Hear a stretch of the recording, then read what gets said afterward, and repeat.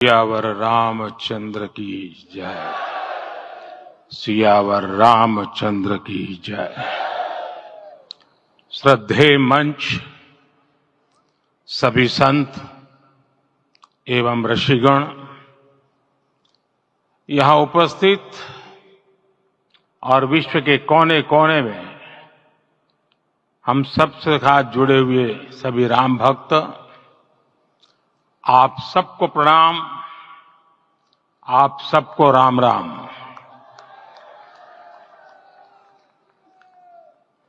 आज हमारे राम आ गए हैं।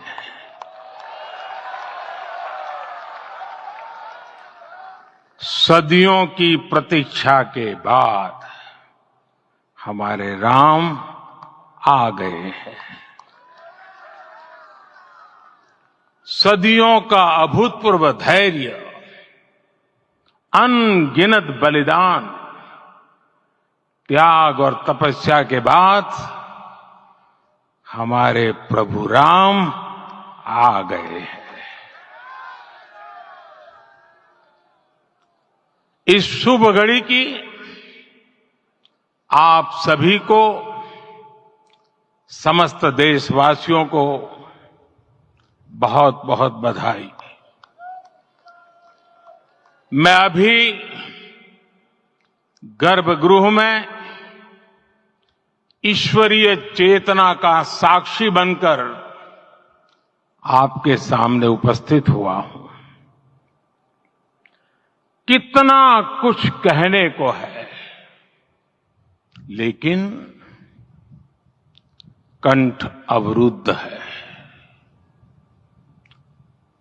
मेरा शरीर अभी भी स्पंदित है, चित्त अभी भी उस पल में लीन है।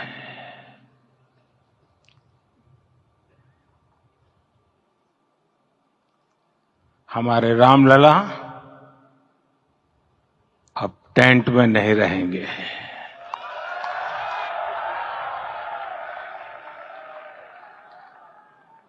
हमारे रामलला अब इस दिव्य मंदिर में रहेंगे।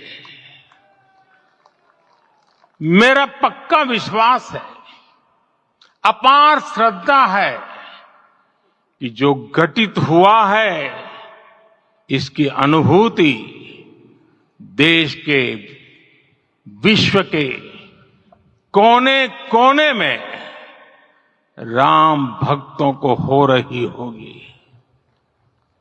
ये क्षण अलौकिक है, ये पल पवित्रतम है।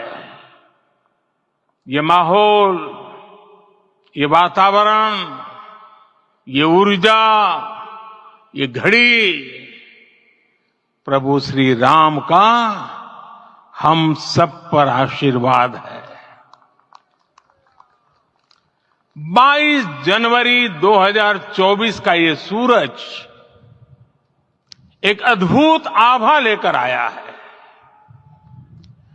22 जनवरी 2024 ये कैलेंडर पर लिखी एक तारीख नहीं, ये एक नए काल चक्र का उद्गम है।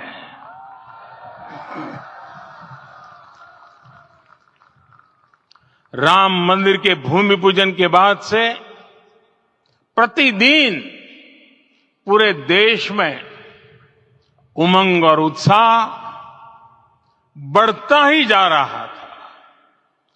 निर्माण कार्य देख देशवासियों में हर दिन एक नया विश्वास पैदा हो रहा था।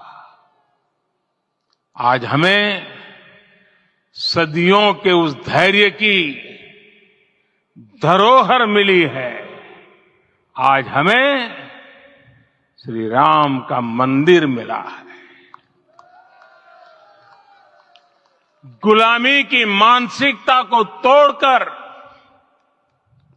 उठ खड़ा हो राष्ट्र। अतीत के हर दंश से हौसला लेता हुआ राष्ट्र ऐसे ही नव इतिहास का सृजन करता है।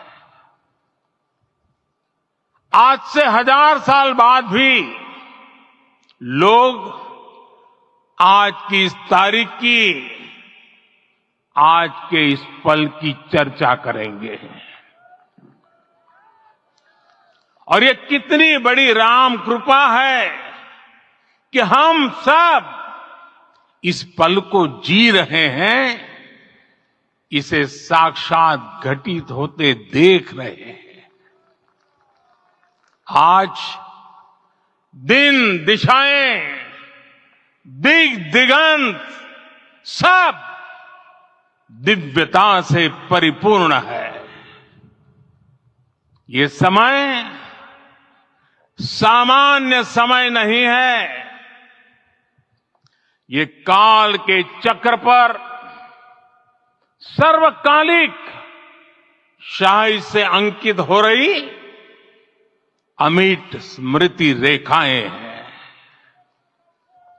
साथियों, हम सब जानते हैं कि जहां राम का काम होता है, वहां पवन पुत्र हनुमान अवश्य विराजमान होते हैं।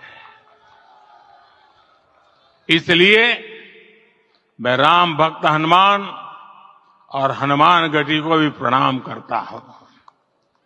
मैं माता जानकी, लक्ष्मण जी, भरत, शत्रुघ्न सबको नमन करता हूं।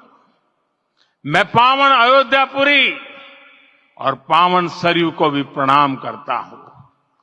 मैं इस पल दैवीय अनुभव कर रहा हूं कि जिनके आशीर्वाद से ये महान कार्य पूरा हुआ है। वे दिव्य आत्माएं, वे दैवीय विभूतियां भी इस समय हमारे आसपास उपस्थित है। मैं इन सभी दिव्य चेतनाओं को भी कृतज्ञता पूर्वक नमन करता हूं। मैं आज प्रभु श्री राम से क्षमा याचना भी करता हूं। हमारे पुरुषार्थ, हमारे त्याग, तपस्या में कुछ तो कमी रह गई होगी कि हम इतनी सदियों तक ये कार्य कर नहीं पाए। आज वो कमी पूरी हुई है।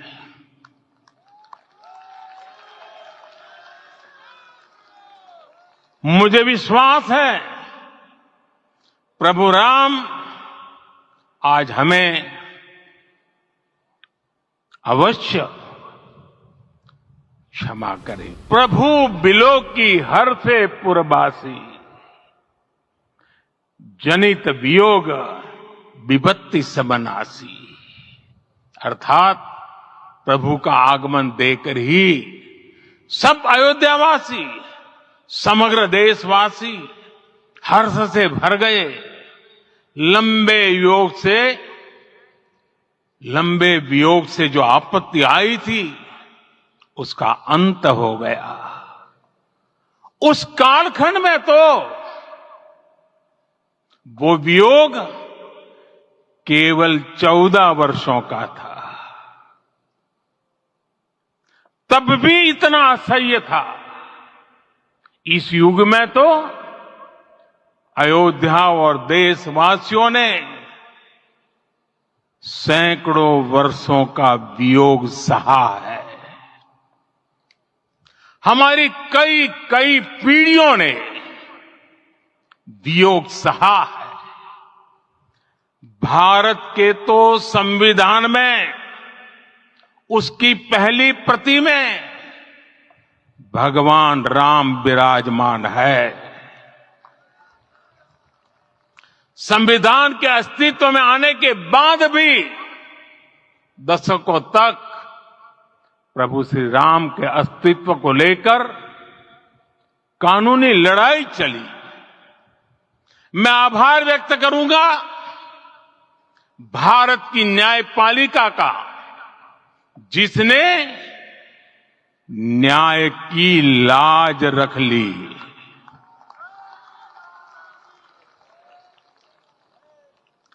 न्याय के पर्याय प्रभु राम का मंदिर भी न्यायबद्ध तरीके से ही बना। साथियों, आज गांव-गांव में एक साथ कीर्तन संकीर्तन हो रहे हैं। आज मंदिरों में उत्सव हो रहे हैं, स्वच्छता अभियान चलाए जा रहे हैं। पूरा देश आज दीपावली मना रहा है। आज शाम घर घर राम ज्योति प्रज्वलित करने की तैयारी है। कल मैं श्री राम के आशीर्वाद से धनुषकोडी में राम सेतु के आरंभ बिंदु अरिचल मुनाई पर था। जिस घड़ी प्रभु राम समुद्र पार करने निकले थे, वो एक पल था जिसने काल चक्र को बदला था। उस भावमय पल को महसूस करने का मेरा ये विनम्र प्रयास था। वहां पर मैंने पुष्प वंदना की।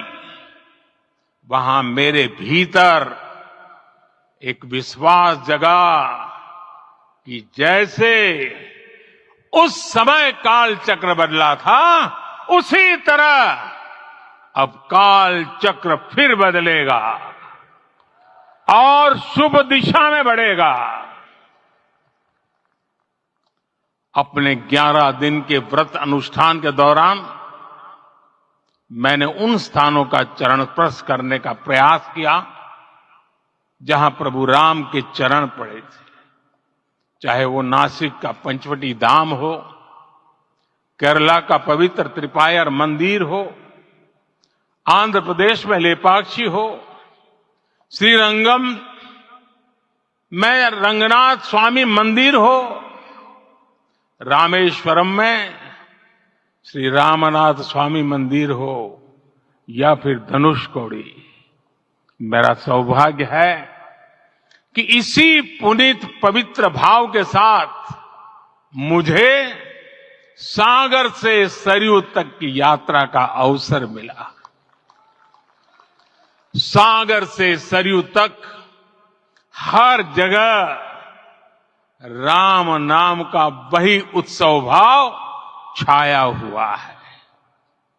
प्रभु राम तो भारत की आत्मा के कण कण से जुड़े हुए हैं। राम भारतवासियों के अंतर मन में विराजे हुए हैं। हम भारत में कहीं भी किसी की अंतरात्मा को छुएंगे तो इस एकत्व की अनुभूति होगी और यही भाव सब जगह मिलेगा।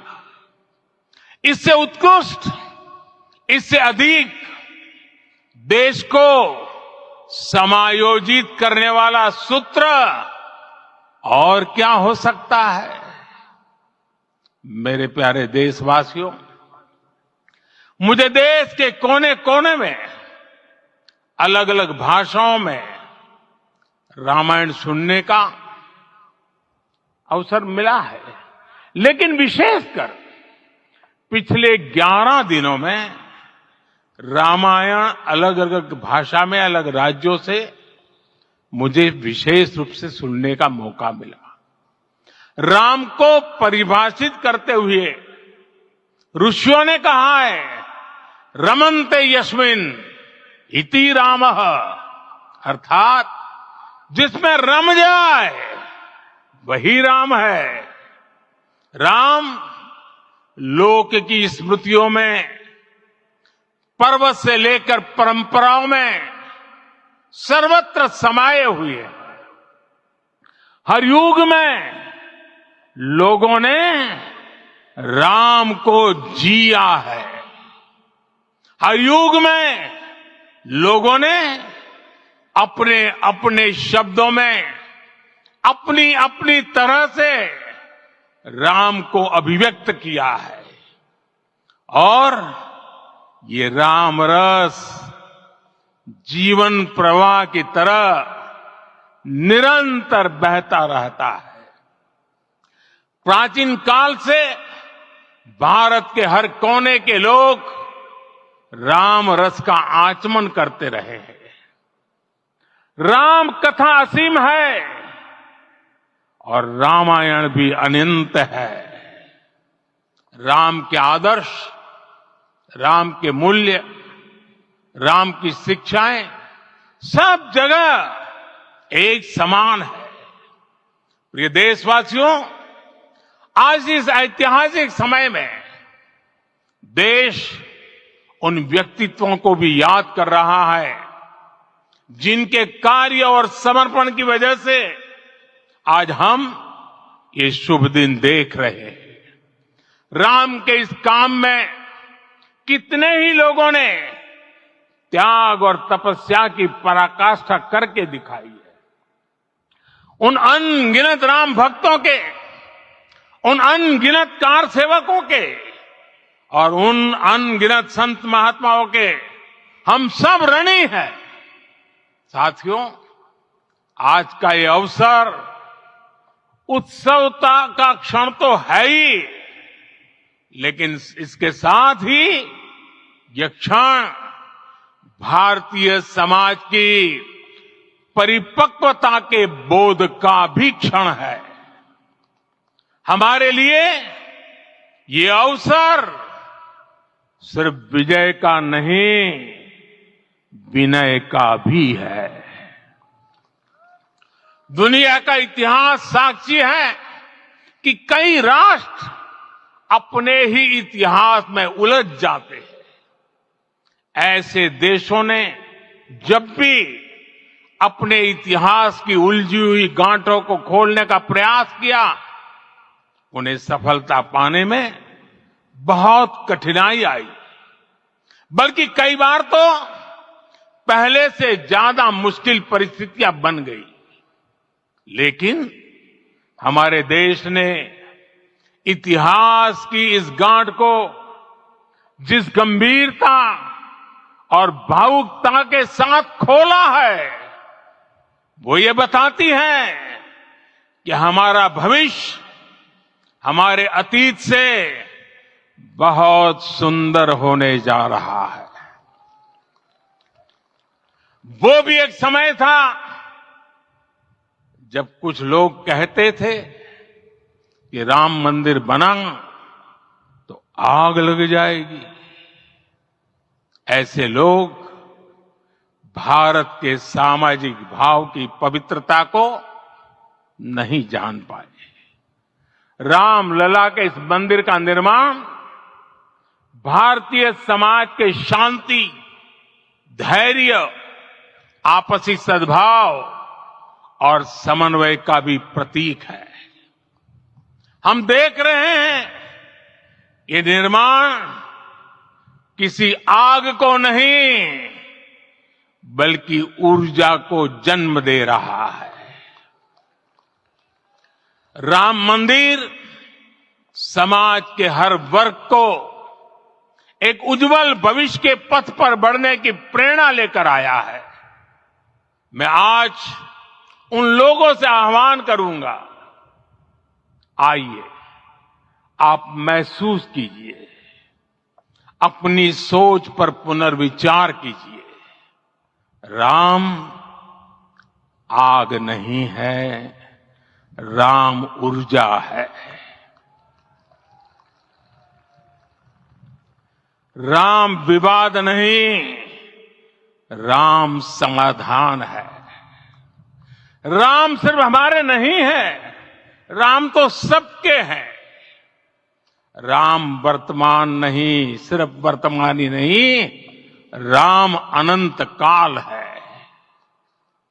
साथियों, आज जिस तरह राम मंदिर प्राण प्रतिष्ठा के इस आयोजन से पूरा विश्व जुड़ा हुआ है, उसमें राम की सर्वव्यापकता के दर्शन हो रहे हैं।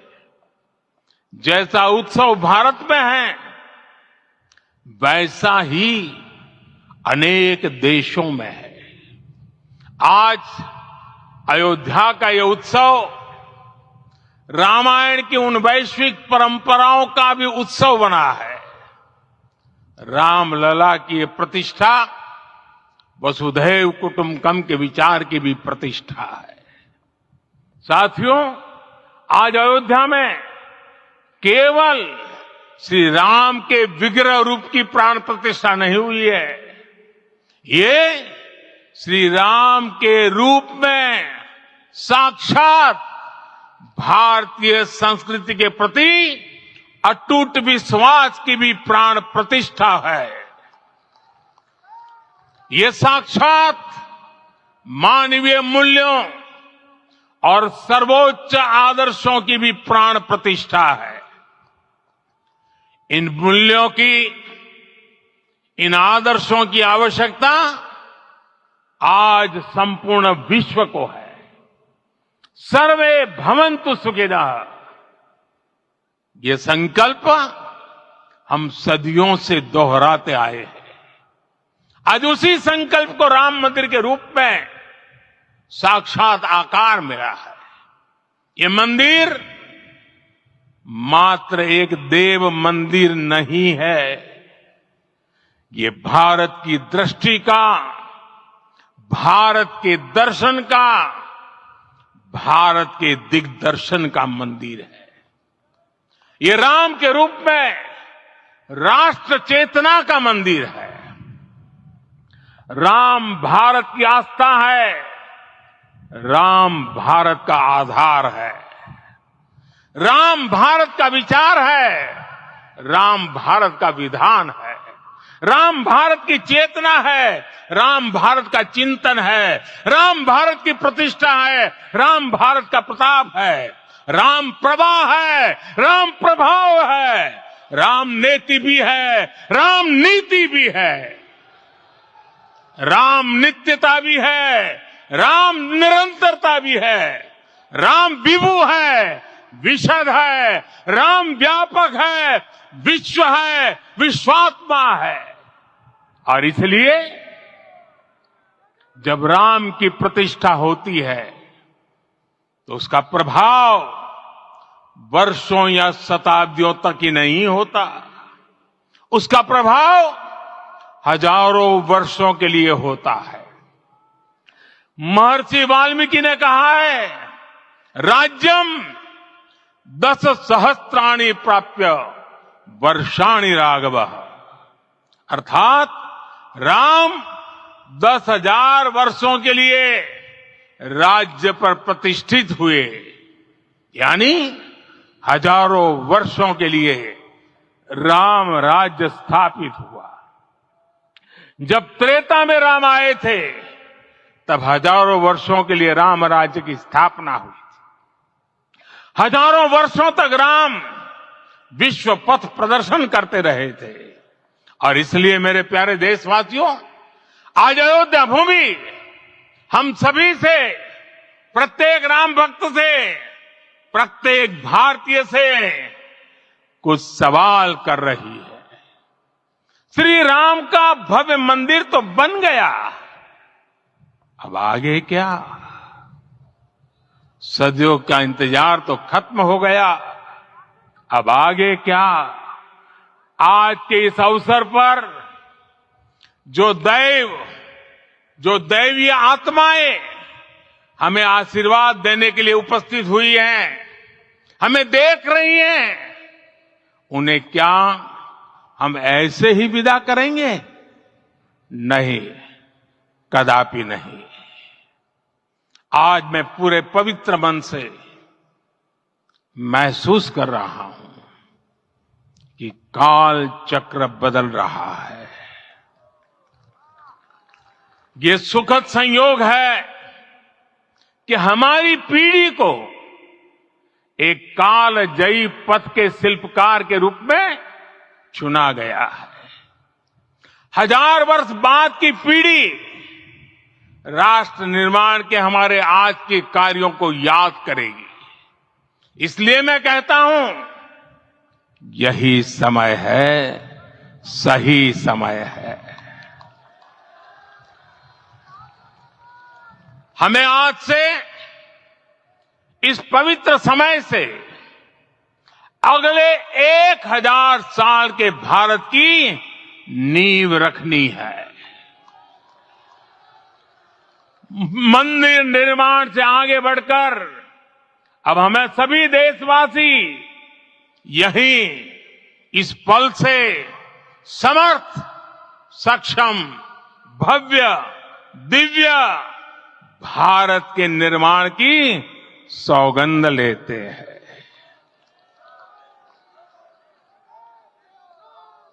राम के विचार मानस के साथ ही जनमानस में भी हो, यही राष्ट्र निर्माण की सीढ़ी है। साथियों, आज के युग की मांग है कि हमें अपने अंतःकरण को विस्तार देना होगा। हमारी चेतना का विस्तार देव से देश तक, राम से राष्ट्र तक होना चाहिए। हनुमान जी की भक्ति, हनुमान जी की सेवा, हनुमान जी का समर्पण, ये ऐसे गुण हैं जिन्हें हमें बाहर नहीं खोजना पड़ता। प्रत्येक भारतीय में भक्ति, सेवा और समर्पण के भाव समर्थ, सक्षम, भव्य, दिव्य भारत का आधार बनेंगे। और यही तो है देव से देश और राम से राष्ट्र की चेतना का विस्तार। दूर सुदूर जंगल में, कुटिया में जीवन गुजारने वाली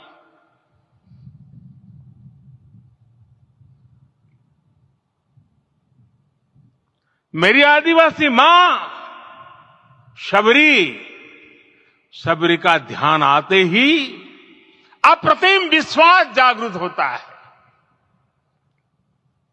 मां शबरी तो कब से कहती थी, राम आएंगे।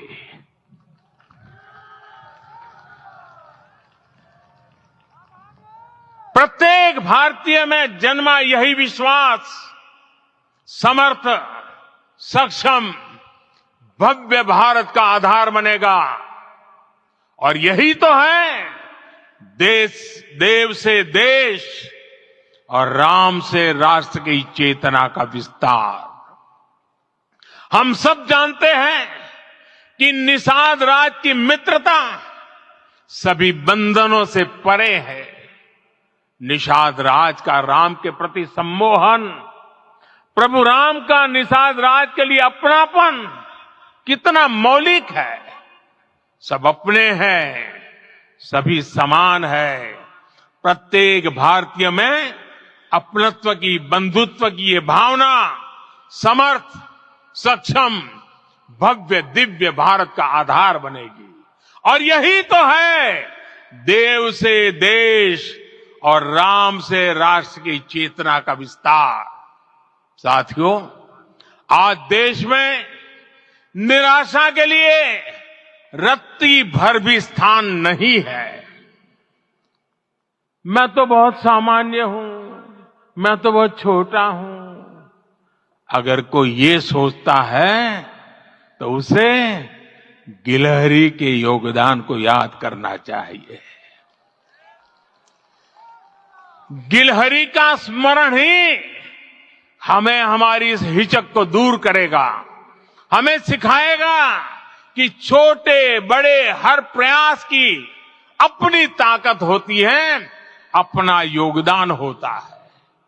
और सबके प्रयास की यही भावना समर्थ, सक्षम, भव्य, दिव्य भारत का आधार बनेगी।